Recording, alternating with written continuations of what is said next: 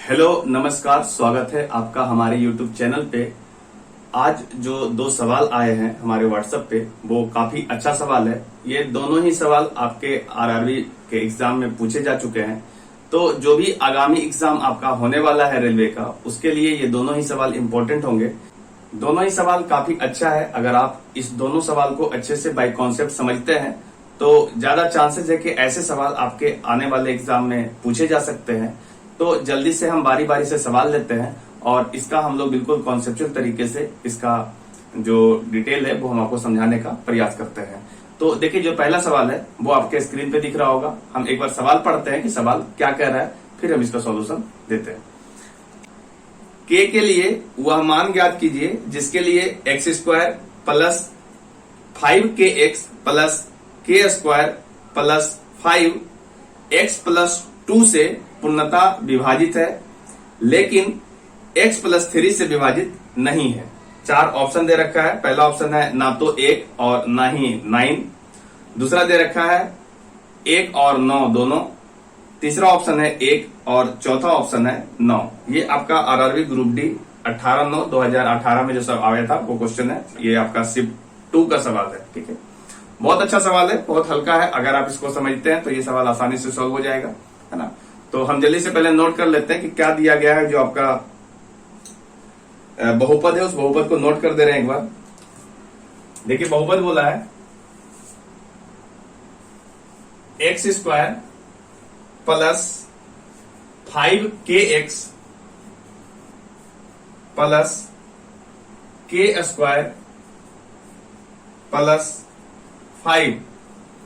इसके बारे में बोला गया है कि ये जो है x प्लस 2 से पूर्णतः विभाजित है, और लेकिन बोला है x प्लस 3 से ये विभाजित नहीं है। x प्लस 3 से ये विभाजित नहीं है। तो आपसे पूछा गया है कि k का जो मान है वो क्या होगा। k का मान आपसे पूछा गया कि k का मान हम क्या रखें ताकि ये x प्लस 2 से, ये वाला जो बहुपद है ये वाला x प्लस 2 से विभाजित हो जाए पर x प्लस 3 से विभाजित नहीं हो। ऐसा सवाल आपसे पूछा गया है। तो देखिए, इस तरह के सवाल को बनाने के लिए आप क्या करेंगे उसको थोड़ा समझते हैं। तो जब भी ऐसा सवाल पूछा जाता है तो जिससे हमको भाग देना है उसको हम लोग जीरो एज्यूम करते हैं। जैसे हमको x प्लस 2 से पहले भाग देना है तो हम x प्लस 2 को क्या मानेंगे, जीरो मानेंगे। आप ये समझिए कि अगर x प्लस 2 से ये वाला जो बहुपद है पूरा पूरा विभाजित हो जाता है, इसका मतलब ये हुआ कि x प्लस 2 जो है इसका एक गुणनखंड होगा, और अगर हम गुणनखंड को जीरो मानेंगे तो निश्चित रूप से ये पूरा का पूरा वैल्यू भी जीरो हो जाएगा, है ना।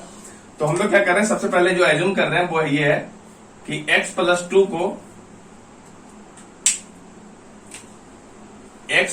को हम लोग क्या मान लेंगे, जीरो। तो यहां से जो x का वैल्यू आएगा वो -2 आएगा। हम इस x बराबर -2 को, ये जो आपका दिया वो बहुपद है उसमें पुट कर देंगे। तो यहां जब पुट करेंगे तो देखिए -2 का होल स्क्वायर हो जाएगा प्लस 5k इंटू -2 प्लस के स्क्वायर और प्लस 5, और ये वैल्यू जो है जीरो होना चाहिए, इसलिए क्योंकि वो x प्लस 2 से पूरा पूरा कटती है। इसका मतलब x प्लस 2 को हम जीरो ले लेंगे तो निश्चित रूप से ये पूरा बहुपद भी जीरो होगा, क्योंकि x प्लस 2 जो है इसका एक गुणनखंड होगा, है ना।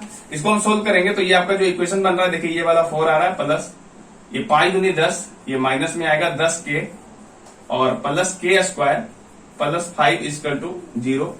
इसको अगर यदि हम सही से लिखें तो ये वैल्यू आ जाएगा के स्क्वायर माइनस 10x और प्लस का 9 इक्वल टू 0। अब जो ये वाला आपका k के टर्म है, सॉरी यहाँ पे देखिए k था 10k, ये जो है आपका k के टर्म में एक द्विघात समीकरण आया, और द्विघात समीकरण का जो हल होता है वो आपको मालूम है।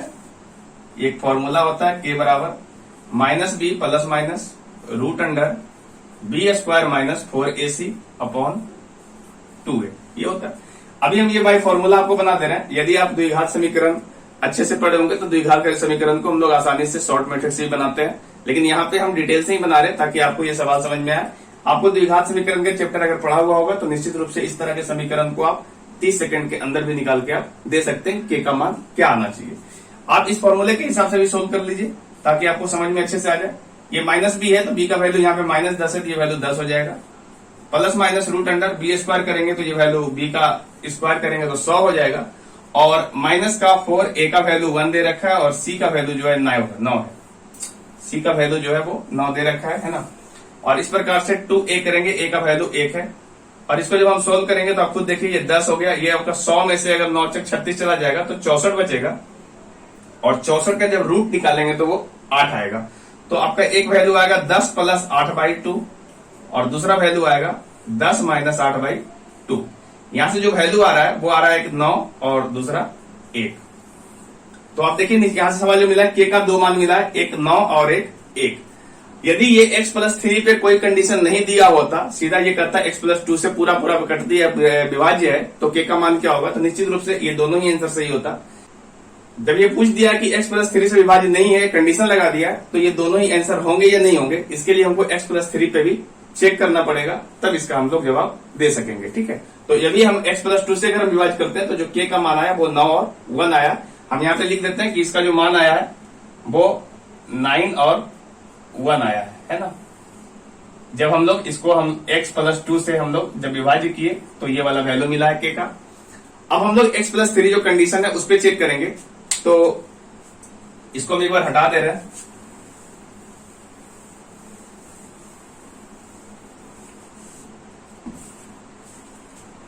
अब देखिए जब हम x प्लस 3 से कहा है कि नहीं कटना चाहिए, तो हम लोग ये एज्यूम करते हैं कि अगर x प्लस 3 से कटता तो k का मान क्या आता।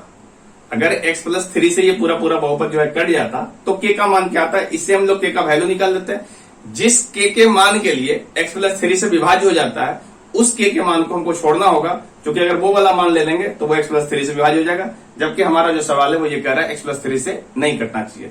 तो यदि हम पहले ये चेक कर लेते हैं कि x प्लस 3 से अगर ये कटता तो k का मान क्या आता, तो अगर हम ये एज्यूम किए हुए कि x प्लस 3 से ये वाला वैल्यू कट रहा है, इसका मतलब x प्लस 3 इसका एक बहुपद, इसका एक गुणनखंड है, और अगर ये इसका गुणनखंड है तो x प्लस 3 को हम लोग 0 एज्यूम करेंगे।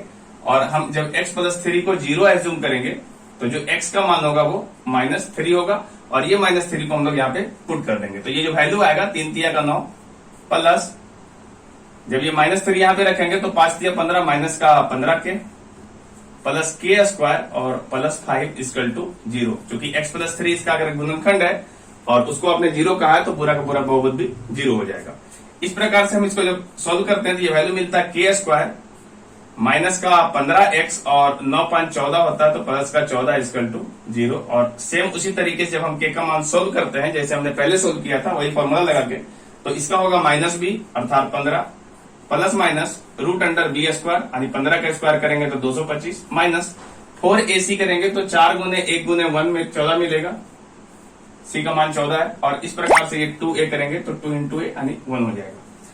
2 को 1 से मल्टीप्लाई करेंगे तो ये 2 ही आएगा। ये 15 प्लस माइनस 225 में से 14 चक 56 को हटाएंगे तो 225 में से, यहाँ से हटा रहे हैं 225 में से 56 को हटाएंगे तो देखिए वैल्यू कितना मिलेगा, ये आपका 15 में से 6 गया तो 9 मिल गया, और यहाँ से आपका 1 बचा, 1 में से यानी 11 में से 5 गया तो 6 मिलेगा, और ये 1 मिलेगा यानी 169 आएगा और अपॉन 2 होगा। तो 15 में से ये देखिए 169 जो आया 169 का जो रूट होता है वो 13 होता है, यानी 13 का ये वर्ग है। तो आप इसको जब सोल्व करेंगे तो ये आपको वैल्यू मिलेगा 15 प्लस 13/2, इसका एक वैल्यू होगा, और एक होगा 15 माइनस 13/2। इस प्रकार से जब इसको आप सोल्व करेंगे देखिए 15 और 13 जो होता है वो 28 होता है, तो एक वैल्यू आपका 14 मिलेगा। और दूसरा जो वैल्यू 15 में से 13 जाएगा तो ये 2 बचेगा, नहीं ये वैल्यू 1 मिलेगा। अब आप यहां से देखिए k का जो वैल्यू मिला है वो 14 मिला है और 1 मिला है। ठीक है, इसको जब हमने x प्लस 3 से विभाजित किया था तब हमको 14 और 1 मिला है। ठीक है, ये k का मान दिया हुआ है। अब आप सोचिए कि अगर आप k का मान 1 लेते हैं तो अगर आप k का मान 1 लेंगे तो निश्चित रूप से वो x प्लस 2 से विभाजित हो जाएगा और x प्लस 3 से भी विभाजित हो जाएगा, जबकि आपको सवाल ये कहा है कि x प्लस 3 से विभाजित नहीं होना चाहिए। यही कारण है कि हम ये जो 1 वाला वैल्यू है इसको हमको हटाना पड़ेगा, ये वैल्यू हम नहीं ले सकते हैं। तो अभी जो सवाल का रिक्वायरमेंट है कि x प्लस 2 से विभाज्य हो जाए और x प्लस 3 से विभाज्य नहीं हो, इसके लिए जो हमारा वैल्यू होगा वो आपका एक k का जो मान होगा वो केवल 9 होगा। इस प्रकार से इसका सही जवाब होगा k बराबर 9। उम्मीद है आपको ये सवाल समझ में आया होगा, और हमने इसको थोड़ा डिटेल से बनाने का प्रयास किया है, क्योंकि यहाँ पे सारा फॉर्मूला वगैरह हमने लगाया ताकि आपको ये सारा सवाल समझ में आ जाए। अगर आप इस तरह के द्विघात समीकरण को सोल्व करने जानते हैं, अच्छे से सोल्व कर लेते हैं, और इसका जो आपका लॉजिकल अप्रोच होता है वो आपको अगर समझ में आता है तो आप जल्दी से उसका जवाब दे सकते हैं, और विद इन 1 मिनट के अंदर आप इसका जवाब दे सकते हैं। तो चलते हैं हम नेक्स्ट सवाल पे कि नेक्स्ट सवाल क्या कहता है। देखिए जो अगला सवाल कह रहा है वो ये है कि एक समबाहु त्रिभुज एबीसी की भुजा 6 सेंटीमीटर है। यदि 1 सेंटीमीटर त्रिज्या वाला एक वृत्त त्रिभुज के भीतर किनारों के साथ बना हुआ है तो वृत्त के केंद्र का बिंदु खाली स्थान की भुजा वाला एक समबाहु त्रिभुज होगा। ऑप्शन दे रखा है 4 सेंटीमीटर, 6 - 2√3 सेंटीमीटर, 5 सेंटीमीटर, 3 + √3 सेंटीमीटर। ये सवाल क्या कर रहा है, हम आपको ये सवाल पहले समझा दे रहे हैं। देखिए सवाल क्या कर रहा है कि एक समबाहु त्रिभुज है जिसकी भुजा जो है 6 सेंटीमीटर है और इसका जो शीर्ष है, उसका जो किनारा है, उस किनारों के साथ में आपका 1 सेंटीमीटर वाला एक वृत्त बनाया गया है जिसकी त्रिज्या जो है 1 सेंटीमीटर दे रखा है। और इसने ये बोला है कि यदि उसके केंद्र से, वृत्त के केंद्र से यदि एक समबाहु त्रिभुज का निर्माण होता है तो ये समबाहु त्रिभुज की जो भुजा होगी वो कितनी होगी। आइए हम इसको फिगर से समझते हैं कि फिगर क्या कहता है। देखिए ये एक समबाहु त्रिभुज है जिसकी भुजा दे रखा है 6 सेंटीमीटर, ये भी 6 और ये भी 6 सेंटीमीटर का एक समबाहु त्रिभुज है। और इसका जो किनारा है, इस किनारों से होते हुए 1 सेंटीमीटर का एक इस तरीके से वृत्त खींचा जाता है और ऐसे ही इस वाले किनारे पे भी खींचा जाएगा और इसी प्रकार से 1 सेंटीमीटर का जो त्रिज्या है उस त्रिज्या का एक वृत्त खींचा गया है। और ये जो आपका वृत्त है, इस वृत्त का जो केंद्र है, उस केंद्र को मिलाने वाला जो रेखा है उससे आपका एक समबाहु त्रिभुज का निर्माण होता है। और आपसे पूछा गया कि इस समबाहु त्रिभुज का जो भुजा होगी उसकी लंबाई क्या होगी, है ना।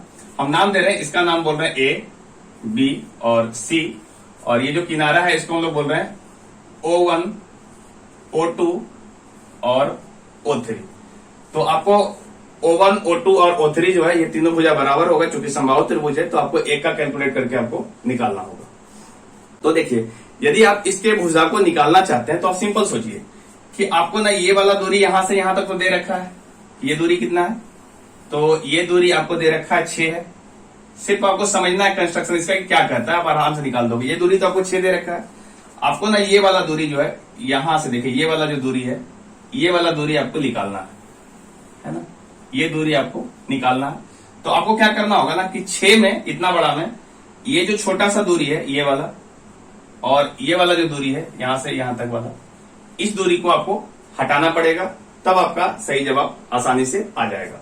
हम ये बोलना चाह रहे हैं कि अगर आपको O2, O3 का वैल्यू निकालना है तो इस 6 में आपको ये छोटा छोटा जो दूरी, इसका हम नाम दे रहे हैं यहां से M और इसको हम लोग बोल रहे हैं N, इस बिंदु को यदि आपको MN की दूरी निकालनी है या फिर O2, O3 की वैल्यू निकालनी है, दोनों सेम चीजें हैं, तो 6 में आपको BM और NC को हटाना पड़ेगा।